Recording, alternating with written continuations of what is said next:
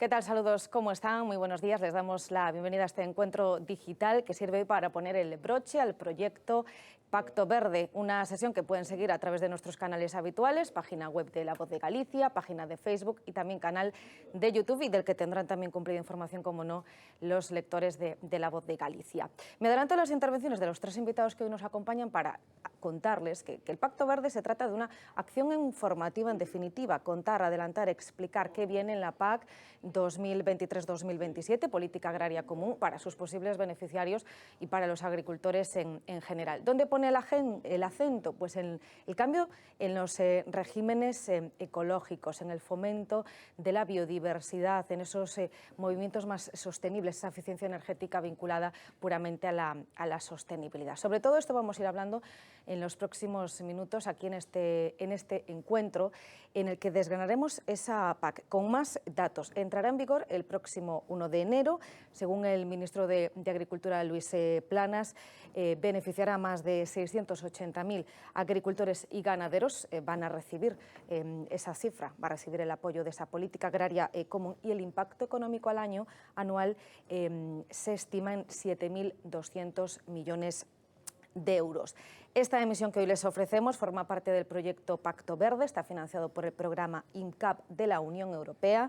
El contenido de la presente emisión representa únicamente las opiniones del autor y es responsabilidad exclusiva de este. La Comisión Europea no asume ninguna responsabilidad por el uso que pudiera hacerse de la información contenida en dicho material. Les presento ya a los tres invitados que nos acompañan hoy aquí en el plato de la redacción central de La Voz de Galicia. José Balseiros es el director xeral de Gandaría, Agricultura e Industrias Agroalimentarias. ¿Qué tal? Buenos días, bo día.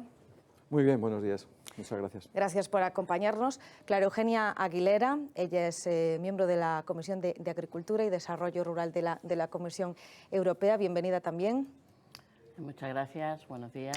Dice, al hablar de su trayectoria, que la agricultura, la pesca, el cooperativismo y también el desarrollo de zonas rurales han marcado su vida política. Absolutamente, la privada y la pública. Seguro que lo vamos a percibir en las próximas intervenciones. Estuvo al frente de la Federación de Cooperativas Agrarias de Granada y en la actualidad, más de ese cargo, como decía, también forma parte de la Comisión de Pesca y de Mercado Interior y de Protección al Consumo. Visita Galicia, así que por eso, bienvenida. Al resto de invitados ya los conocen nuestros espectadores. Bienvenida especial para Claro y aquí a nuestras instalaciones. Muchas gracias. Muchas gracias. Y Roberto García es el secretario xeral de Unións Agrarias. Benvido. Hola, bienvenido. Buenos días también, histórico también en Galicia, conocido por todos y voz de la experiencia además. Así que, bueno, pues le escucharemos también enseguida desgranar, como decimos, esa PAC, esa política agraria común. Ese es el periodo 2023-2027. Señor Balseiros, principios que promulga esta política agraria común, ese es el periodo. Mencionaba yo algunas de las inversiones previstas, la cantidad, el volumen de profesionales a los que se pretende llegar, y le quiero preguntar también por los beneficios de este modelo. Muy bien, pues efectivamente hay que entender que estamos en un momento trascendente luego de terminar un periodo, el anterior, y de estar en estos años que le llamamos el periodo de transición, y que finalmente creemos que el día 1 de enero del año que viene, del 2023, entrará por fin en vigor la nueva PAC. Esta nueva PAC, sus principios o sus objetivos, el objetivo social lo conocemos todos y es lo que todos entendemos por una retribución a los agricultores y a los ganaderos para mantenerle una renta digna y converger hacia el resto de la renta de todos del resto de los ciudadanos y de las distintas categorías sociales, ¿no? Pero ya centrándonos en la nueva PAC y como objetivos fundamentales referidos al medio ambiente, yo los definiría en tres fundamentalmente. Por una parte, contribuir a la mitigación del cambio climático. Por otra parte, encaminar hacia una gestión eficaz de los recursos naturales como el agua o los suelos, y por último, y como tercer objetivo, pues proteger la biodiversidad y los paisajes, ¿no? En base a estos tres objetivos, cada Estado miembro tuvo que elaborar un plan estratégico basado en lo que se dio en llamar arquitectura medioambiental y que a su vez estaba o está sustentado en 3 pilares. Por una parte, la condicionalidad reforzada, que viene a acreditar y a exigir lo que ya se conocía como condicionalidad, pero esta vez un poquito más reforzada y orientada precisamente a esos objetivos principales que definía al inicio, ¿no? Otro de los pilares de esa arquitectura medioambiental son los ecoesquemas, que es un sistema de pagos por contribuir a lograr esos objetivos medioambientales de sostenibilidad, de bienestar animal, de salud pública y de sanidad animal, etcétera, etcétera.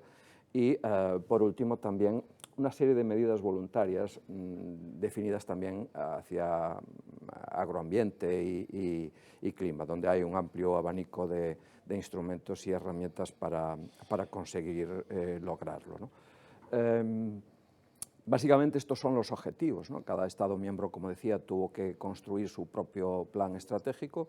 A su vez, en el caso de España, cada comunidad autónoma también hizo el suyo y se entró en una serie de negociaciones, en reuniones, para que cada comunidad autónoma lograra colocar sus objetivos principales para que el resultado definitivo de la PAC, cuando entre en funcionamiento, fuese lo más ambiciosa y beneficiosa posible para nuestros agricultores y ganaderos.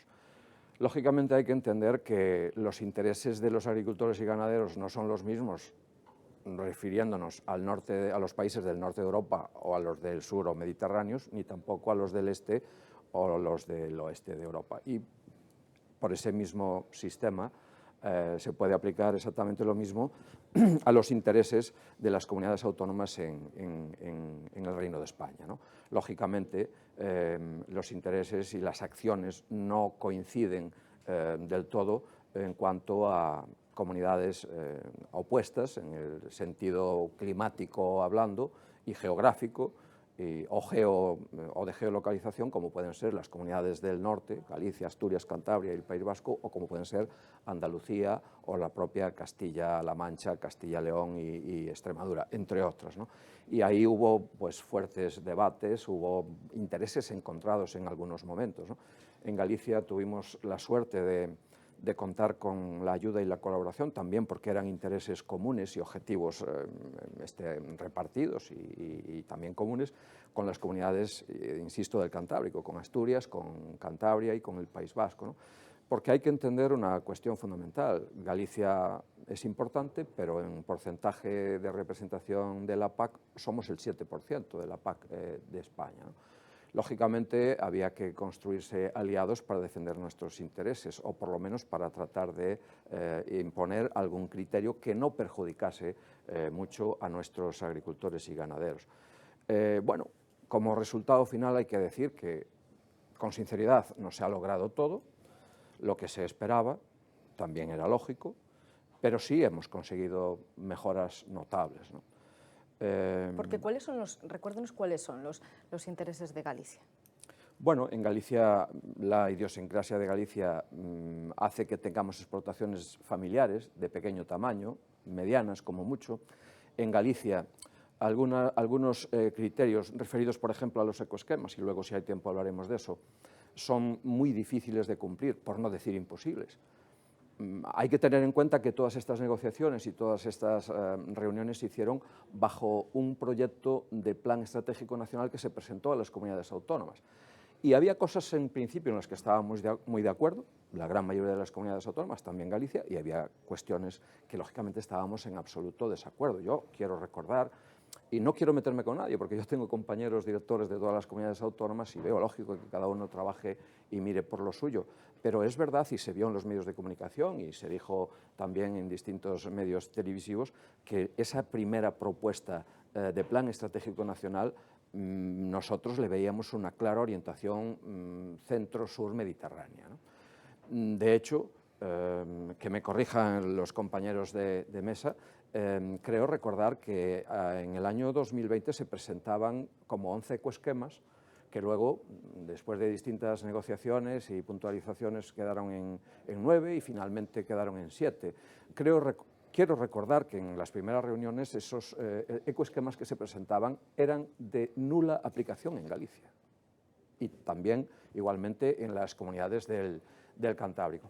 Quiero decir también que se resolvieron algunas cuestiones y hoy de los 7 ecoesquemas que quedaron finalmente en el Plan Estratégico Nacional hay 2 que al menos tienen una implantación posible en Galicia. De todas maneras, y hablando de los ecoesquemas, quiero decir que los veo poco atractivos, muy exigentes, difíciles, como digo, de implementar, pero a su vez poco atractivos. Si a un agricultor y a un ganadero lo que le vas a aportar económicamente por un ecoesquema y por hectárea le va a significar poca cantidad, no le resulta atractivo y tenemos miedo en Galicia y en otras comunidades autónomas de que al no ser atractivo se queden fuera de la aplicación de esos ecoesquemas y por lo tanto por ahí se pueda ir mucho dinero. ¿Qué se ha conseguido y qué ha quedado en el tintero? Bueno, han quedado cosas en el tintero que nos parecían fundamentales y que venían en principio bien o que lo considerábamos conveniente, como ha sido, por ejemplo, la figura del agricultor activo. En primera instancia, y coincidiendo con Galicia y con otras comunidades autónomas, se definía agricultor activo a aquella persona que estuviera dada de alta en la Seguridad Social Agraria y que al menos el 50% de los ingresos de la unidad familiar proviniesen de la actividad agraria y finalmente se ha quedado pues, totalmente diluido. Hoy en día puede ser, de hecho va a ser agricultor activo cualquier persona que cumpla 2 condiciones. Una, o estar dado de alta en la Seguridad Social y otra, obtener algún tipo de ingresos, unos ingresos mínimos de la actividad agraria. Pero es más, se ha dejado entrar, y eso yo entiendo que es muy criticable, por la puerta de atrás a todos los demás agricultores que sin cumplir ninguna de estas condiciones, con que al menos en la PAC anterior hubiesen percibido 5.000 euros, pasan a ser agricultores activos y perceptores de la PAC. Eso yo creo sinceramente que va en contra de la profesionalización de los sectores agrícola y ganadero de nuestra comunidad. Enseguida, Clara Aguilera nos desgrana, analiza toda esta política agraria común. ¿Queréis hacer algún comentario al respecto de la intervención del director xeral? Sí, yo sí. Tenemos que ver que lo explicaba bien, es decir, yo añadir algunas cuestiones que son importantes. Esta PAC ha cambiado profundamente, es decir, no es una reforma ligera, es un cambio. Es decir, hasta ahora la PAC se decidía en Bruselas, la Comisión Europea, y los estados, es decir, las ayudas directas las pagaba directamente la Comisión Europea con sus organismos de control nacionales o regionales, a través del FEGA y de sus distintas instituciones, y después de todo esto, ahí se ha cambiado absolutamente y tenían las regiones, que no quiero olvidarlo, un programa de desarrollo regional, un PDR, que hacía cada región y presentaba en Bruselas. Teníamos 118 programas de desarrollo regional que presentaba directamente el gobierno regional. Todo esto cambia y se dice, el interlocutor es el país, el Estado, y el Estado tiene que presentar una planificación para el próximo marco, que al final, en lugar de 7 años, como siempre venía siendo el marco financiero, por el retraso, vamos a tener 5, 2023-2027, porque tenemos un periodo transitorio que no se ha podido poner en marcha. Entonces, es un cambio absolutamente. Y ahora España tiene que cumplir unos objetivos, es decir, lo que se le va a exigir a España es un cumplimiento de unos objetivos y un resultado. Y a eso hay que acomodarse la situación regional, dentro de los grandes objetivos del Estado. Evidentemente, cada región, lo ha dicho bien, tiene sus diferencias. Yo creo que la cornisa cantábrica ha acabado excepcionalmente bien. Y me alegro. Yo soy de Andalucía y soy española. O sea, me alegro porque se ha recogido algo que antes, con otros gobiernos de otro color más parecido de la Xunta, no se reconocía. Ahora, por la fórmula, por lo tanto, ahora tenemos una fórmula en la cornisa cantábrica de la que yo me alegro, porque da más el resultado, la foto, de la demanda de lo que es el sector ganadero de la cornisa cantábrica, que es distinto. Pero, es decir, por tanto, ha cambiado absolutamente todo.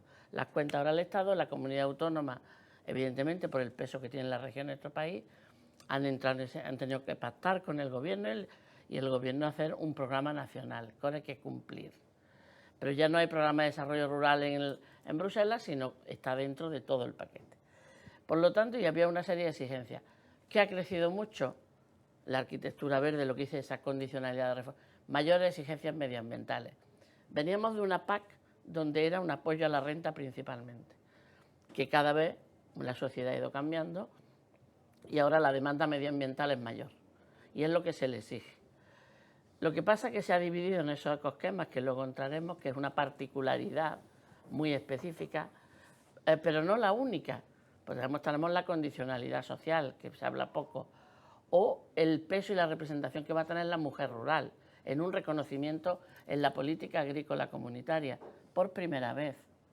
No es que la mujer rural no estuviese en la agricultura europea, es que no se la visibilizaba en la política agrícola. Formaba parte del núcleo familiar, pero ahora va a tener significado como propietaria de una explotación y un apoyo en ayuda superior. Es decir, hay un cambio muy importante. Y en cuanto a lo que ha dicho, y termino, Balseiro, es decir, con el tema agricultor activo. A ver, el agricultor activo ya nos hubiese gustado también a nivel europeo que estuviese más claro por el tema de la profesionalización. Aunque yo tengo algunas dudas con respecto a esto.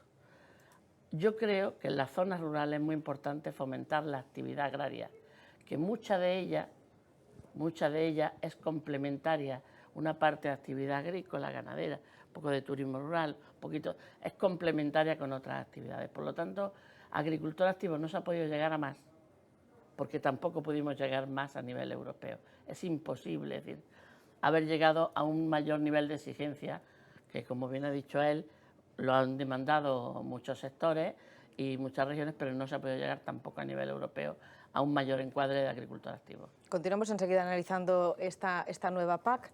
Fundamentalmente tres reflexiones.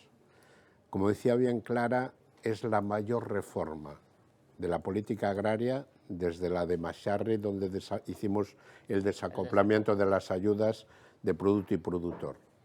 Y se abre una expectativa muy grande desde el sector productor, porque vimos la posibilidad real de que en cada estado pudiésemos partir casi de cero y hacer una reforma que reequilibrara los famosos derechos históricos. La realidad de un estado de las autonomías y la propia definición de la PAC nos ha llevado a que tenemos 27 planes estratégicos nacionales a nivel de la Unión Europea, que teniendo unos principios básicos puede dar lugar a situaciones totalmente distintas en Francia que en España con respecto a un sector concreto. Por lo tanto, nos preocupa en sectores muy sensibles, que depende del apoyo que se haga a un sector concreto en Francia, al tener un mercado único pueda terminar habiendo distorsiones de ese mercado. Por lo tanto, tenemos esos 27 planes que tienen una complejidad grande. España, en ese diseño, ha logrado meterse en el vagón de principio con los 5 países que se acaba de aprobar ahora ese plan estratégico. La segunda de las reflexiones es que la realidad política de las autonomías ha llevado a que primaran más los territorios que las personas. En las negociaciones primó más cuánto venía para cada comunidad autónoma que a quién iba de esa comunidad autónoma destinados esos presupuestos, de ahí que fuera muy difícil mover partidas presupuestarias que significaran corrimiento de presupuesto de una comunidad autónoma a otra, de ahí que una herramienta que para nosotros era básica, que era dotar un fondo importante económicamente para lo que se llama fondo redistributivo, termináramos optando por el mínimo del 10%, por lo tanto, con poca capacidad de movilización. Creo que Galicia y la cornisa, coincidimos todos, está en mejores condiciones de las que estaba, pero nosotros tenemos un modelo de producción de ganadería familiar y de montaña, que mientras no cambiemos el modelo no vamos a dar solución. Mientras la ayuda vaya ligada más a la hectárea que a la cabeza de ganado, va a ser muy difícil que haya un reequilibrio en ese planteamiento. Y luego hay dos ideas que supongo que saldrán también al debate, y con eso termino en el acotamiento, que creo que merecen reflexión. Galicia tiene un problema de agravio comparativo partiendo de esa situación histórica. Tenemos el 4% de los perceptores de la PAC y apenas cobramos el 3% del presupuesto. Y tenemos otra situación que llama poderosamente la atención. Pese al grado de envejecimiento de la población y de los titulares de explotación, esta PAC no ha corregido, por la vía de definir quién era el perceptor, dos elementos. Tenemos apenas 275.000 cotizantes al régimen especial agrario de autónomos por cuenta propia en la agricultura y, sin embargo, vamos a tener cerca de 670.000 perceptores. El diferencial de canalizar las ayudas para el profesional, como decía antes Balseiro, pone de manifiesto esa situación. Y hay otro tema que aquí en Galicia distorsiona el problema de movilidad de tierra y que nos debiera reflexionar a todos, que es que el 38% de los perceptores de PAC a nivel nacional tienen más de 65 años. O dicho de otra forma, hay un 38% de perceptores que teóricamente son jubilados y pensionistas. En Galicia, curiosamente, pese a nuestro grado de envejecimiento, ese 38% de media nacional aquí se reduce a un 21% por el tipo de producciones. Pero ese 21% que sigan percibiendo PAC nos genera un lastre, un freno de manos para la movilidad de tierras. No es tanto el dinero que se nos puede ir por ese 21%, porque tenemos una percepción media por explotación de apenas 6.000 euros, sino lo que supone de lastre para aquellas iniciativas legislativas que hemos tomado de movilidad de tierra, porque de alguna forma incentiva dos elementos muy graves. Uno, impide movilizar esas tierras que no tienen uso, o frustra el tema de arrendamientos a largo plazo, creando una situación de préstamo en precario. Te dejo las tierras, tú las trabajas, las pastas, pero el titular soy yo para poder seguir garantizando la PAC. Por lo tanto, se habría una expectativa muy grande y el problema de contentar a todos los territorios, sacar ese plan estratégico adelante, nos impidió entrar más a fondo en los tres elementos claves, que era techar las ayudas por explotación. Creo que fuimos muy generosos en el techo, tanto de la degresividad como del techo de las ayudas. Fuimos muy tacaños en el fondo de redistribución, dejándolo en el mínimo que permitía de ese 10%, y el tercero de los elementos, que es la gran incertidumbre de esta PAC. Un 43% de la PAC va a ir a estos fondos verdes de sostenibilidad y un 23% de todo lo que cobrábamos va a ir a los ecoesquemas. Yo tengo grandes dudas, por no decir certezas, que podamos perder parte de esos fondos porque no vaya a haber agricultores y ganaderos por ese tamaño pequeño de explotaciones que le compense los requisitos en las exigencias para poder acogerse. No solo por el diseño, sino por la complejidad. El sistema de libros de control no vinieron para hacer más asequibles a PAC, sino para hacer un control más exhaustivo que en el fondo encarece. No podemos pensar que los titulares de agricultores y ganaderos, donde 2/3 partes pasan de los 50 y pico años, tienen capacidad técnica y virtual para manejarse con herramientas informáticas que la administración muchas veces da por supuesto que en la montaña tiene capacidad de acceso a Internet y tiene manejo de la informática. Bueno, les decía al inicio que Clara Eugenia Aguilera es miembro de esa Comisión de Agricultura y Desarrollo Rural de la Comisión Europea. Ya le escuchábamos comenzar a desgranar un poco qué trae la nueva PAC.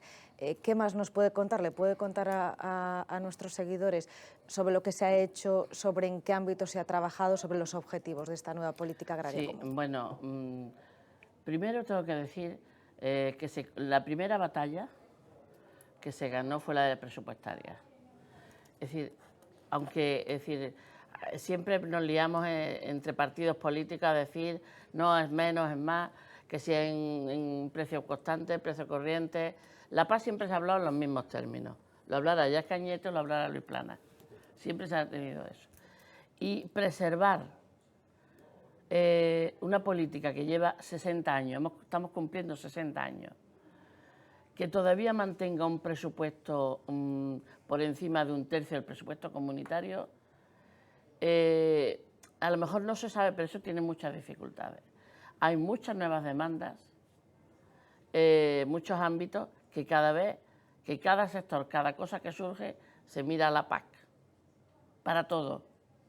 Por ejemplo, para el tema de la mejora energética, no sé qué, hay que buscar dinero. El FEADER de la PAC, no, vamos a ver. El plan estratégico ya tiene su dinero, por lo tanto, preservar un dinero para la política agrícola común importante, que se mantenga un presupuesto importante, fue una primera batalla. Segundo, había una exigencia y era que había que cambiar la política agrícola. El greening, recuerdan ustedes el famoso greening del 30%, que era la parte verde de la PAC que todavía tenemos, del 14 a 2020, al final no ha cumplido los objetivos previstos, que era una política más medioambiental dentro de la agricultura. Y lo que se hizo fue aplicar un 30% para todos, igual. Hiciesen lo que hiciesen. Hombre, ya con unas exigencias medioambientales que ya había de esa condicionalidad. Como eso no funcionó, y se demostró que no funcionó, a nivel de subvención, sino a nivel de resultados medioambientales, es la propuesta de los ecoesquemas. Por eso surgen los ecoesquemas, porque se dice que de forma voluntaria, que quede bien claro, no es obligatorio para el agricultor ni el ganadero, de forma voluntaria puede acogerse, habrá a lo mejor que ahí algunos no puedan acogerse, puede acogerse a un ecoesquema, va a tener unas exigencias que cumplir más, como dice, llevar ese tipo de exigencias, que yo estoy más convencida de que da más miedo ahora, yo creo eso, Roberto, creo que da más miedo la perspectiva, es verdad, porque la burocracia a veces es insoportable y eso complica mucho, pero lo que puede acoger el ganadero o el agricultor gallego, ese ecoesquema, y va a tener un 23% más. No es poco, ¿eh? Es decir, depende de la partida, pero estamos hablando de que todos los que tenían derecho van a seguir cobrando un 51% más, lo que se llama ahora la nueva renta básica, y luego están los otros escalones, es decir, vamos a tener por primera vez en nuestro país el apoyo redistributivo a las primeras hectáreas, un 10%, es verdad que es lo mínimo, y luego aquellos agricultores que se acojan y que va a tener, en este caso la cornisa cantábrica y los gallegos, esa posibilidad de un ecoesquema muy a la medida de la cornisa, y a mí me parece bien, porque hay que ver la foto que necesita el territorio. Es decir, va a tener que se acojan un 23% más. Eso creemos que puede hacer atractivo. Al final acabará en un 25%, pero empieza con un 23% el apoyo de ese agricultor ganadero que se acoja de forma voluntaria. La exigencia medioambiental es muy fuerte y muy potente. No solo en la PAC, aquí estamos hablando exclusivamente de la PAC, pero el resto de normativas en la que ya estamos trabajando en el Parlamento Europeo, es decir, porque ya la nueva PAC afortunadamente está concluyendo y afortunadamente España es de los primeros países en cerrarla y espero que esté funcionando el 1 de enero de 2023, sino que hay otra serie de normativas que ya tenemos sobre la mesa que a mí me preocupa mucho más su adaptación, ¿no? La reducción de uso de pesticidas, por ejemplo, una reducción del 50% en uso de pesticidas, u otro en el tema de ganadería, la reducción de antimicrobianos, de uso de antibióticos para la sanidad animal, u otros aspectos también en la biodiversidad, todos aquellos territorios dentro de Natura 2000 que van a tener la prohibición de usar también fitosanitarios. Es decir, hay una serie de limitaciones fuera de la PAC, ¿no? La PAC yo creo que va a mantener un equilibrio razonable con exigencias medioambientales, sí, pero lo del cambio climático no es ninguna broma. Y lo mismo que estamos haciendo un cambio en nuestro modelo de coches, de aviación o en cualquier otro sector, la agricultura lo tiene que ir haciendo. Es verdad que aquí necesitamos que se incorporen jóvenes, modelo más digitalización, y hay una cuestión, como él ha dicho, quiero destacarlo. Tenemos un grave problema. La PAC no la pueden cobrar los jubilados. Las pensiones en España son bajas, pero eso se tiene que atender en otra puerta. Pero la puerta del dinero del presupuesto agrícola no es para resolver el problema de pensión o de jubilación y de bajo coste que tengan esas pensiones en España. Eso está lacrando y mucho a la agricultura, al uso de tierra, también en parte a la incorporación de jóvenes, porque el agricultor se retira de cultivar, pero sigue con su tierra, con su derecho que cobra él, mientras que la explotación la sigue otra persona sin ese derecho. Es decir, y por tanto, ahí es un grave problema que no se ha querido corregir, que pudieran hacerlo los estados, pero ninguno quiere. Yo comprendo que es muy difícil el 38% o el 21% que hay aquí hacer esa cuestión, pero ahí hay, por lo tanto, en conclusión, es una PAC muy distinta, muy diferente, pero ojo que hay otra legislación para la agricultura y para la ganadería de forma muy importante que tendremos que acometer en los próximos años y que también hay que estar expectantes y el agricultor le va a caer encima. Por eso necesitamos que la redistribución de ayuda en la PAC se ajuste y les ayude a todos los cambios. ¿Ha habido alusiones a García, Balseiros? Bueno, pues yo siento no coincidir plenamente con Clara, ¿no? Prácticamente Roberto ha dicho lo mismo que yo, quizás de una forma más contundente, posiblemente porque yo fui el primero en empezar y quería llevar el tema un poquito más suave, ¿no? Vamos a ver, Clara, yo entiendo lo que estás diciendo, pero no es de recibo que a estas alturas de siglo que llevamos que le estemos retribuyendo lo que acabas de decir tú a los jubilados. Tú lo justificabas diciendo que hay que favorecer... No, yo no lo justifico. No, perdona. Quiero que se elimine. Perdona, a ver si llega un gobierno que lo hace. Yo entendí en tu primera intervención que la comisión entendía que había que favorecer la agricultura y la ganadería en los entornos rurales y despoblados. Bueno, vale, claro, da igual. Yo entiendo que es una lacra importante y que eso nos resta profesionalidad y competitividad, porque no es lo mismo, lo estamos viendo ahora, por ejemplo, en el precio de la carne, de vacuno de carne, que los ganaderos profesionales no están vendiendo por debajo del coste de producción y, sin embargo, ganaderos que tienen 3, 5, 10 animales en su casa reciben la PAC y, por lo tanto, su objetivo número uno no es el precio del ternero que van a comercializar, ¿no? Luego, estamos de acuerdo contigo en el presupuesto. Es verdad que cada vez hay más exigencias y hay muchísimo más donde invertir el dinero de la Unión Europea. Ahora tenemos la guerra de Ucrania y tuvimos muchos otros temas en los que efectivamente hay que invertir y somos conscientes de la reticencia de algunos países, especialmente los nórdicos, ¿no? No protestamos por el presupuesto, lo que protestamos es porque algunas cuestiones favorecen más a unos territorios que a otros y eso se ha tenido en cuenta en las negociaciones y lo ha explicado muy bien Roberto. Yo no creo que la cornisa cantábrica haya resultado extraordinariamente favorecida. Yo creo que algunas cosas hemos conseguido avanzar y en otras hemos salido muy perjudicados. Desde luego, tú hablas de que un ecoesquema pues, está hecho casi a la medida. Bueno, hay un ecoesquema que se ha conseguido renegociar determinadas directrices para que fuese de mínima aplicación en la cornisa cantábrica. Desde luego, en la cornisa cantábrica no tenemos ningún plan especial de olivar. Por poner un ejemplo, y podríamos poner otros. El acceso, perdona, Clara, el acceso a los derechos de la Reserva Nacional se priorizaron, y ahí estamos de acuerdo, para jóvenes, para mujeres, pero la siguiente priorización es para frutales, hortalizas y viñedo, en los que desde luego Galicia no tiene mayor interés. Es verdad que ahí hemos conseguido una cuestión muy importante, pero antes de decir la muy importante y la muy positiva, quiero decir y ratificar lo que dijo Roberto. Hemos perdido una magnífica oportunidad de que una vez por todas la PAC fuese justa y se pagase a los verdaderos agricultores y ganaderos, a los verdaderos custodios del territorio.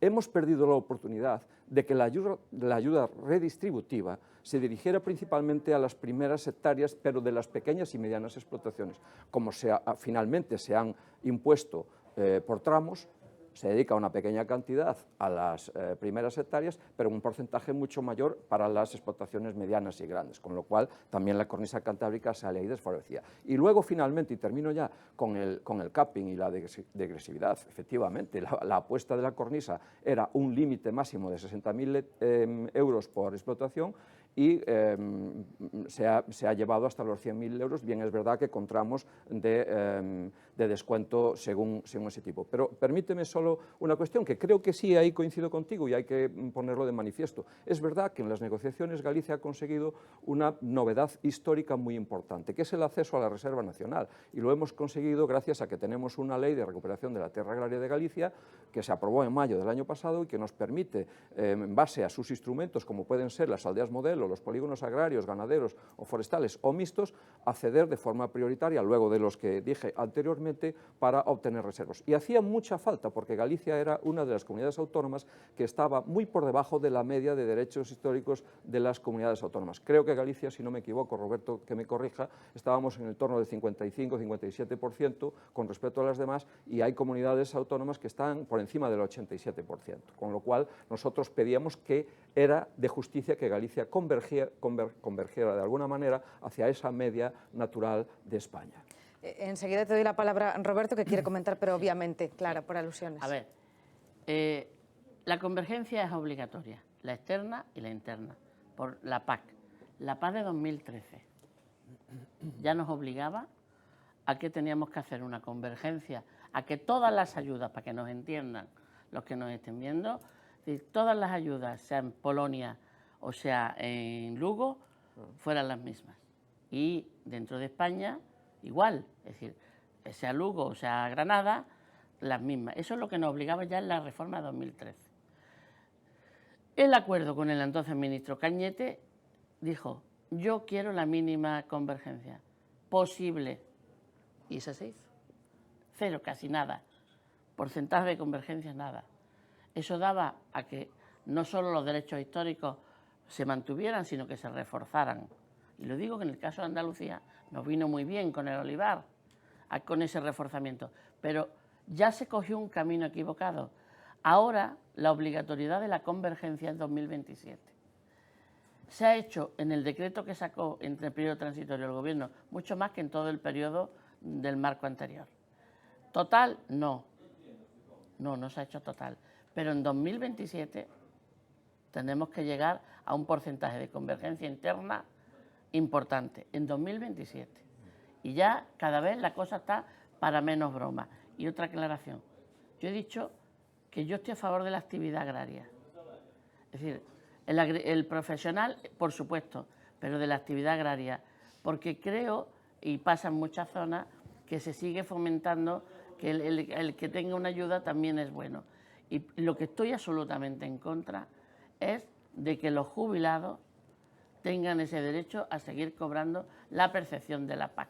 Creo que es un gran error que no se ha atrevido ni la Comisión, que no se ha atrevido tampoco en el Parlamento, ni tampoco nos hemos atrevido en nuestro país. Eso es así. Pero tenemos un capping en España por primera vez, un techo de 100.000 regresivo hasta 60.000 y con un tope por explotación de 200.000, que por cierto, el Gobierno de Andalucía está muy cabreado por ese techo, porque a quien le quitan dinero esas muchas explotaciones de esa zona de Andalucía y de otras zonas, con ese capi. Pero eso es un derecho justo a un techo en las ayudas, porque son ayudas públicas, y había fincas, todavía hay muchas fincas, por encima de los 500.000 euros por explotación y año. Y con dinero público hay que hacer una mejor redistribución. Antes de hablar de ese desafío también de ser sostenible que se ha puesto encima de la mesa, creo que también el secretario general de Unións Agrarias tiene algún comentario, ¿no?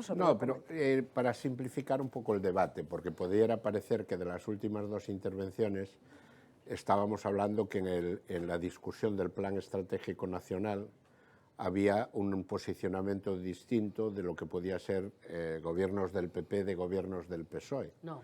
Por desgracia, y era lo que yo reivindicaba, hubo un debate de territorios. Y eso explica, por ejemplo, que Unións Agrarias firmó un documento conjunto con la Xunta en el planteamiento de lo que íbamos a plantear a Madrid. Y ese documento fue asumido por Asturias, Cantabria y País Vasco. ¿Qué quiere eso decir? Que los planteamientos que defendemos con el tema de agricultor activo, de redistribución, de inclusión de superficie agraria útil con derecho a percepción, que tenemos la mitad de España, había más coincidencia entre el gobierno gallego del PP y el gobierno asturiano del PSOE que entre el gobierno gallego del PP y el gobierno andaluz del PP. Es decir, porque había planteamientos distintos, se discutía más el mantener la ficha presupuestaria que a quién iba destinada. Yo creo que... También las organizaciones agrarias. Sí, el efecto dominó al final, pero a mí me tiene que preocupar más cuando defiendo un modelo de explotación. Me tiene que preocupar más un titular de una explotación familiar de Andalucía que un terrateniente que a la Amancio Ortega de las vacas, por decir un ejemplo, por ser gallego. Pero a lo que yo me refería, este plan estratégico se discutió con las 17 comunidades autónomas y tuvo que haber un mínimo común denominador. De ahí que el resultado final fue ir limando situaciones de agravios comparativos importantes, pero no se entró en el fondo de la historia, pero por un problema un poco de todos, no porque la primera vez que tuvimos oportunidad como Estado de adaptar la PAC a nuestra necesidad, y eso no se hizo. Yo diferencio claramente lo que es la PAC para jubilados y pensionistas de lo que es la PAC para explotaciones a tiempo parcial. Es decir, yo defiendo que una explotación a tiempo parcial pueda tener derecho a la PAC correspondiente a esa actividad. No tiene sentido en el de jubilados y pensionistas con un falso argumento de que las pensiones del campo son bajas. Y es cierto que son bajas, pero habrá que resolverlo, no con un tema que tiene que ir para profesionales sectoriales, porque generamos efectos, no, lo decía Balseiros, pues para un ganadero o un jubilado que tiene 3 vacas, el precio del ternero es secundario. Sí. Para un jubilado, el hacer planes de alquilar tierras a largo plazo es secundario. Un ganadero que alquila unas tierras para hacer un proyecto tiene que pensar a medio plazo, no pensar que tiene unas tierras cedidas en precario que el mes que viene me las puede quitar. Por lo tanto, en ese sentido yo creo que ese debate más o menos lo tenemos dilucidado. El otro debate de fondo, que es más difícil de entender desde Galicia, incluso desde la cornisa, es el tema del tope de ayudas. Es decir, una explotación que necesite más de 60.000 euros para ser viable, tiene que hacérselo mirar.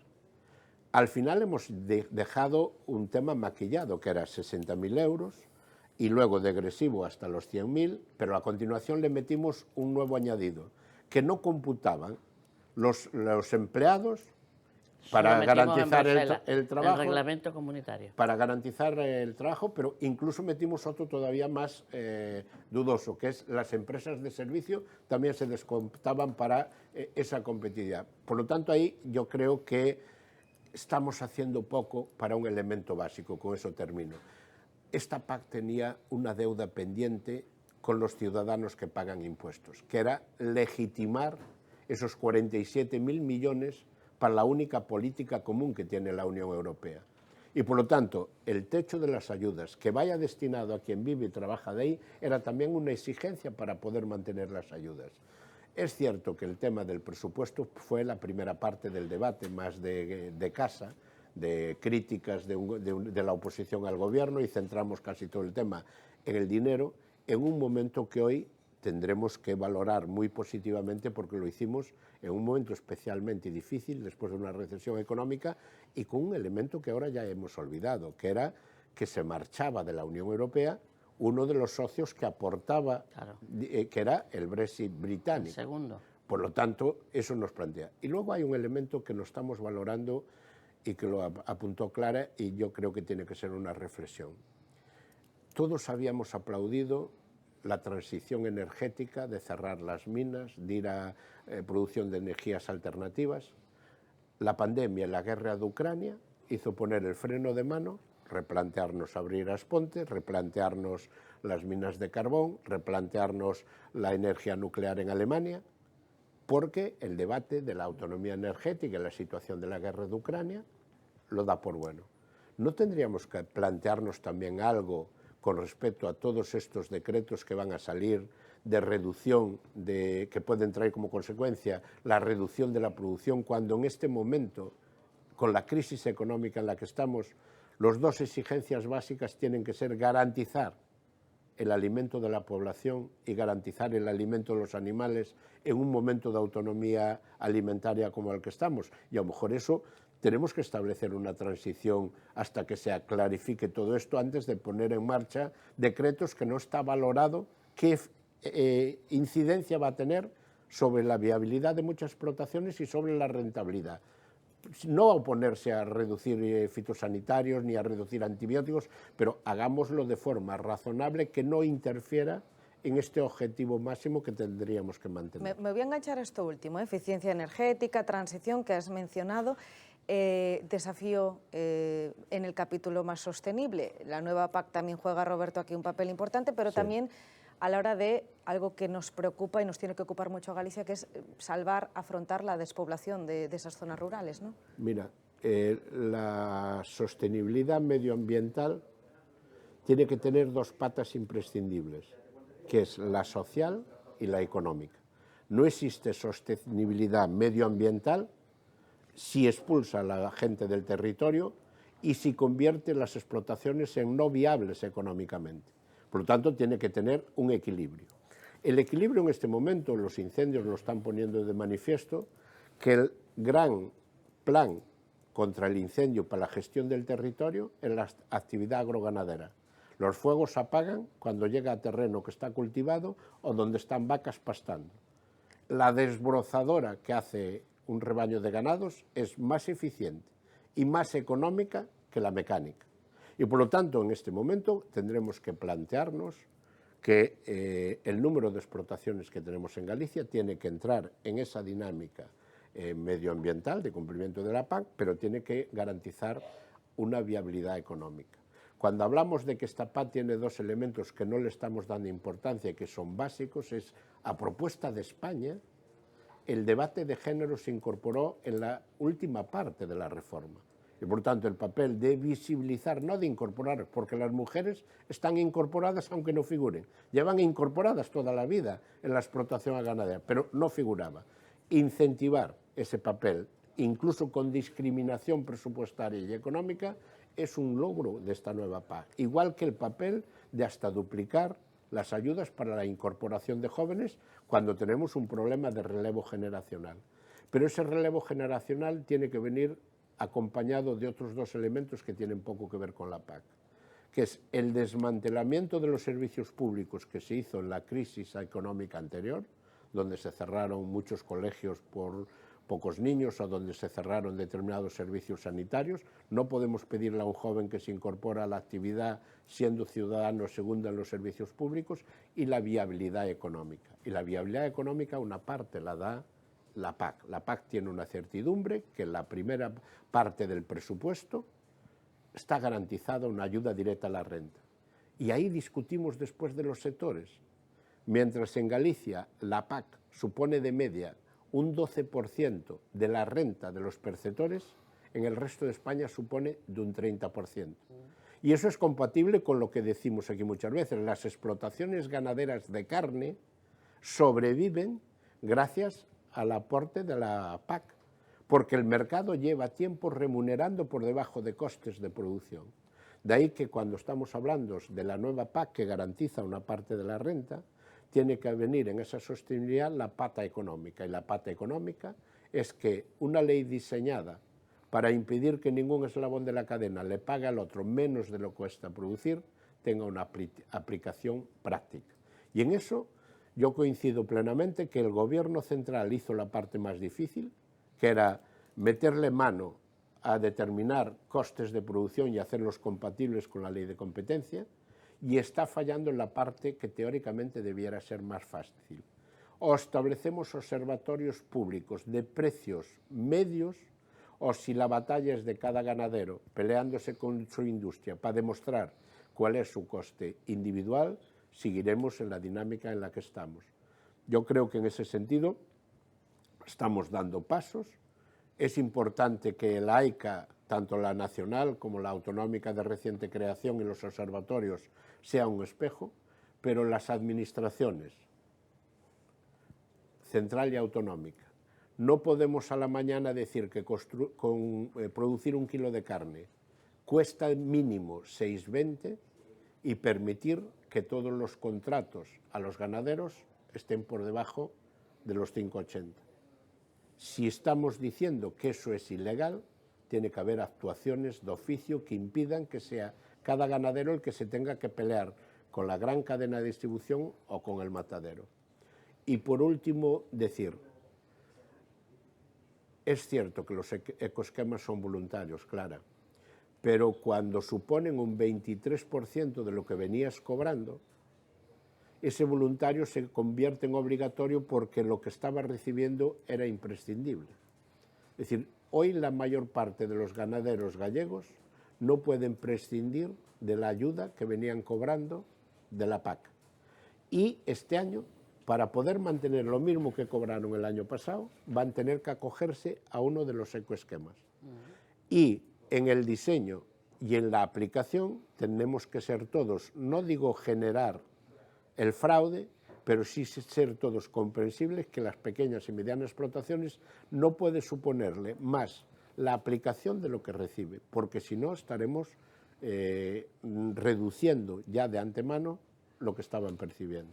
Bueno, seguro que hay alusiones también a esta última intervención del secretario xeral de Unións Agrarias. Muy breve, señor Balseiros. Pues muy breve. Yo suscribiría prácticamente el 90% de la intervención de Roberto.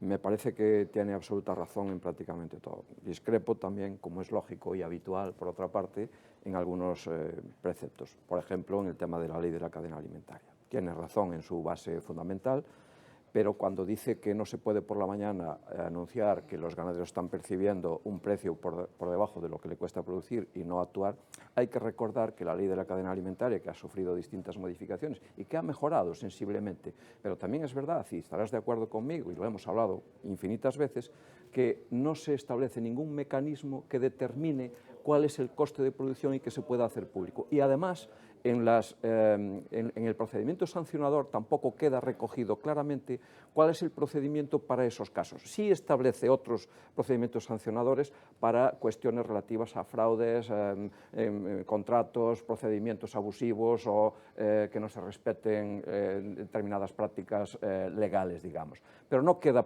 claramente establecido. Ahí tenemos que mejorar y tú ayudaste a las organizaciones agrarias y los sindicatos a que a través del Ministerio se hiciese caso a la unánime voz que había en todo el sector para que de una vez por todas se pusieran mecanismos como la conta láctea que pusimos en funcionamiento en Galicia o la conta carne próximamente, para que a través de los datos que recibimos de un amplio estrato de explotaciones, que pueden ser 2.000 o 20.000, se determine claramente cuál es el coste de producción. Y ni siquiera por explotación, y ni siquiera para todos, puede que sea por estratos, ¿no? Por estratos de producción o por estratos de tamaño.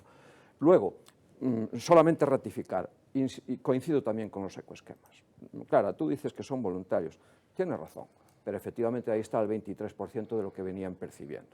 Y luego, yo creo que yo soy el director general de Ganadería, Agricultura e Industrias Agroalimentarias de la Xunta de Galicia y por lo tanto yo tengo que hablar para los agricultores y ganaderos de Galicia. Y tengo que decir que la PAC es muy buena, que el presupuesto es el que es, y gracias, y que se han hecho esfuerzos muy importantes para atender las reivindicaciones de Galicia para favorecer y beneficiar a nuestros agricultores y ganaderos.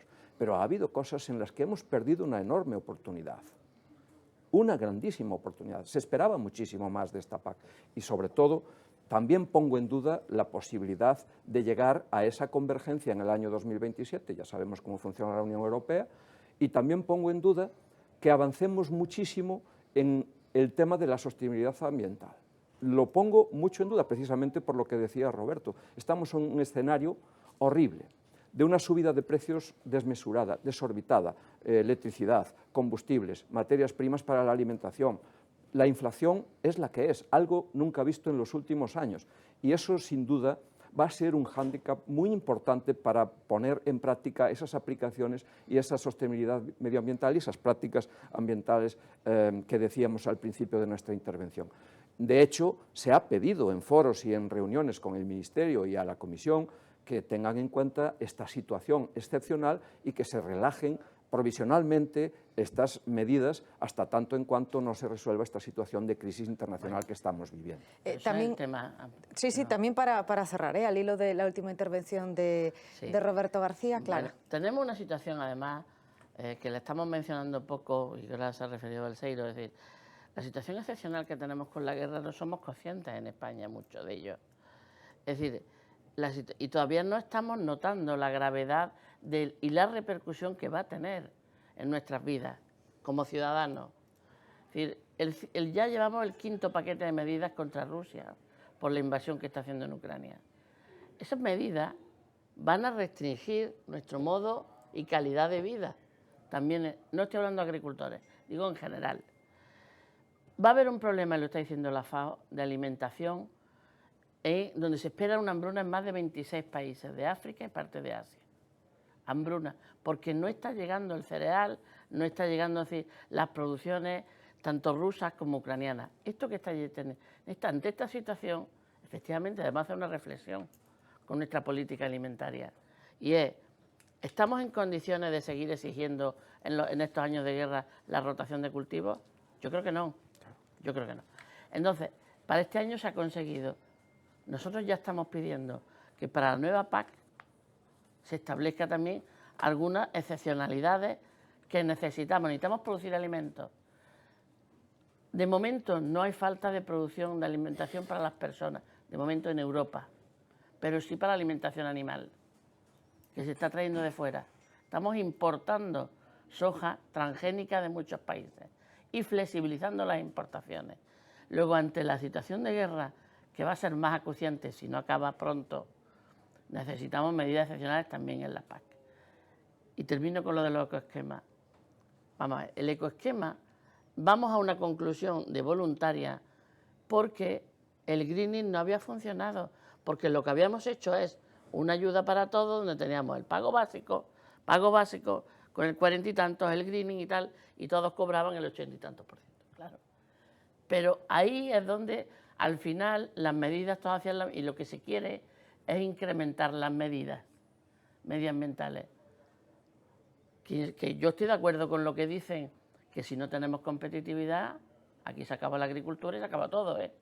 Pero lo que se quiere incrementar y por eso separar ese 23% para que el que haga más medidas adicionales, tenerlo. ¿Que va a acarrear dificultades? Aquí lo que tenemos que hacer, una agricultura y ganadería competitiva y que pueda subsistir. No siempre es fácil. La competencia es brutal y los que nos compran los productos, ¿por qué no funciona la ley de la cadena? Muy difícil. Muy difícil, porque tenemos una gran distribución y todos los supermercados que son los que imponen esos precios. Y entre eso es muy difícil regular en un país. Es muy meritorio lo que está haciendo nuestro país, muy meritorio. Pero mientras esto también no lo abordemos en el mercado interior europeo y de una forma con observatorio y que los precios no los sigan imponiendo, la distribución, nos estaremos equivocando. Es meritorio, pero no resolveremos el problema de recibir un precio justo a los agricultores y ganaderos. Podríamos seguir muchos minutos más, pero estamos a punto de llegar ya a la hora de emisión. Seguro que quedan muchas cosas en el tintero. Gracias a los tres por habernos acompañado. Una completa radiografía de esa nueva PAC 2023-2027. Roberto García, secretario xeral de Unións Agrarias. Gracias. Gracias. José Balseiros, director xeral de Gandaría, Agricultura e Industrias Agroalimentarias. Gracias también. Un placer. Muchas gracias. Y nos ha visitado también hoy aquí la miembro de esa Comisión de Agricultura, Desarrollo Rural de la Comisión Europea, Clara Eugenia Aguilera. Gracias también por la visita, a disfrutar de la estancia en Galicia, sea breve o no. Seguro que lo disfruta. Vengo mucho aquí, el sector pesquero y me disfruto siempre que vengo. Bueno, pues que así sea también en esta ocasión. Gracias a los tres, lo dicho, gracias a ustedes, como siempre también por su atención. Muy buenos días.